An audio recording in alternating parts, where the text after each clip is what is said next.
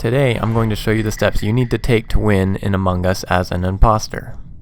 Following these steps has given me about a 75% success rate in single imposter games, which means 1 versus 10, and an even higher success rate in 2 imposter games.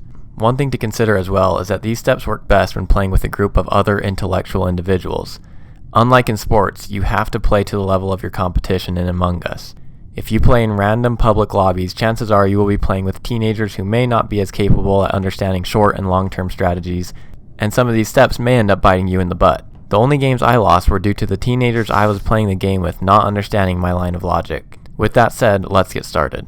Number 1, don't vouch for anyone. The only exception to this is when someone asks you to vouch for them and you can vouch for them. If they know that you saw them do a visual task and they ask you to vouch for them and you decline, that person will be suspicious or sus of you. The reason this is important is so that you give yourself as many opportunities to throw blame or let others throw blame. Someone will be significantly less likely to throw blame of someone that has been cleared, so don't do the crewmate's job for them. Some imposters want to try and show they are friendly and honest and will vouch for someone, but it will end up biting you in the butt. And that brings us to number 2. Kill the innocent, leave the sus for last. If someone clears 100% another crewmate and no one has mentioned anything suspicious about those individuals, kill them first. When they know they are cleared, they might become more investigative and you need to rid the lobby of them first. Anyone that has been mentioned as being sus, whether by you or by anyone else, leave them until the very end. If, after another body is found and you start discussing again, other crewmates will remember they were sus and will start thinking of ways they could have committed the kill. Number 3, state facts, don't accuse. A common mistake that imposters do to cover for themselves is to hurry and make accusations. If you make an accusation and you are wrong, then you immediately become suspicious. Your first priority should be to cover for your own story, not to throw out suspicions.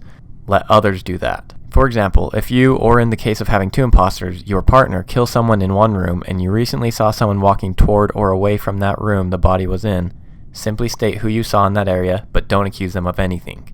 Let everyone else speculate with the facts you present. Aggressive crewmates always become suspicious, so again, let the crewmates do your work for you. Number 4, always look for an alibi, after and even before you kill. I think everyone knows you need an alibi after a kill, but you should often plan what your alibi could be before you kill as well.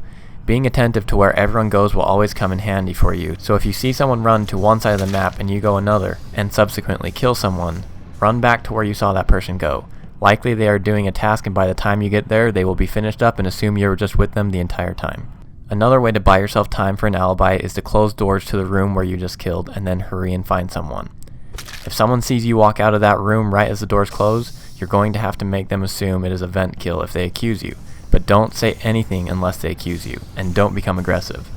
Number 5, use your sabotages, especially lights. Sabotages aren't only for killing, but often to give yourself an alibi. Sometimes use them randomly. Close doors for no reason. It'll make people freak out if they end up locked in a room with someone else. In those cases, don't kill anyone because most people will have an alibi. One that will work great to your advantage is cutting out the lights. It is best to use this when there is no one around you. When lights go out, everyone will try and remember who was near them at that time, and that is the best time to kill. Find someone, kill them, then get as far away from the body as possible so when the lights turn back on, no one can attribute it to you. Another thing you can do that is a bit dangerous during lights out moments is a stack kill. That is where you have a bunch of people standing in the same spot.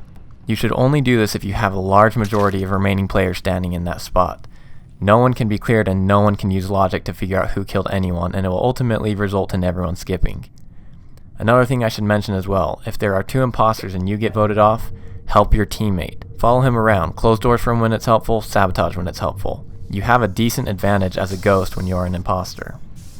Number 6, use vents and close doors or lights out in combination. If you are alone in a room that can vent elsewhere, close the doors to all connected areas or shut off the lights, vent to one of the rooms you see someone in, kill them, then vent out back to your original position and head out the door.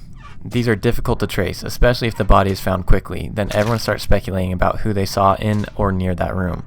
One mistake that many imposters make is to walk into a room, kill, and then vent elsewhere. Those are decently easy to trace if the body is found quickly. Someone may have seen you walk into that room but not exit, or they saw you exit from a room that is adjacent to where the body was found. Be careful in those situations. Number 7, watch for red lights on cameras. Many people don't know this, but you can know someone is looking at you on the cameras if you see a red flashing light. You need to make sure you don't kill or vent when you see that red flashing light. You also need to make sure you are careful when you kill in rooms connected to those hallways being monitored. If someone is watching the cameras and sees you and another player walk into a room and only you walk out, they will be suspicious, and if the body is found in that room, you will be the first person the finger is pointed at. Now, if you are caught in one of those situations, your best defense is to claim it must have been a vent kill, and of course this defense will only work if you killed in a room with a vent, so always be careful around cameras watching you.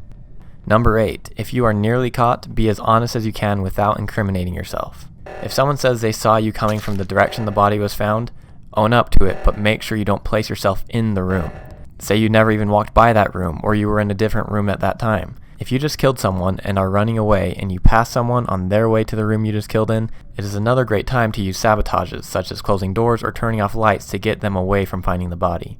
Number 9. When faking tasks, do partial tasks so you don't have to wait for the progress bar. This is particularly important when playing with more experienced players. Many players will look for the progress bar to go up when watching people do tasks to see if they are faking a task or not. Some imposters will sit at the task until they see the taskbar go up from someone else completing a task elsewhere as cover. But if you are unlucky like me, you will be sitting at that task longer than is normal until that happens, and that will immediately make you sus to the person watching. So instead, do partial tasks. Fill up your gas can, upload data, do electrical wires, and go to security to look at cams. Looking at cams is not sus, and it will also give you a good idea of where everyone is and whether it would be smart of you to kill someone soon. And finally, number 10. When playing with or down to one imposter and down to 4 players left, kill with the lights out, period. If you kill someone when you're down to 4 players, there's a very good chance that the other 2 players are with or near each other and can provide an alibi for each other, and will immediately oust you when the body is found. You need to turn the lights out and wait for any paired up players to be separated from each other before killing. Then go fix the lights with the remaining players and go in any direction, but preferably in the direction of the dead body. Self-reporting can often be suspicious, but when you are down to the final 3 players, everyone will be open-minded if no one is immediately sus, and finding the last body is often a good cover.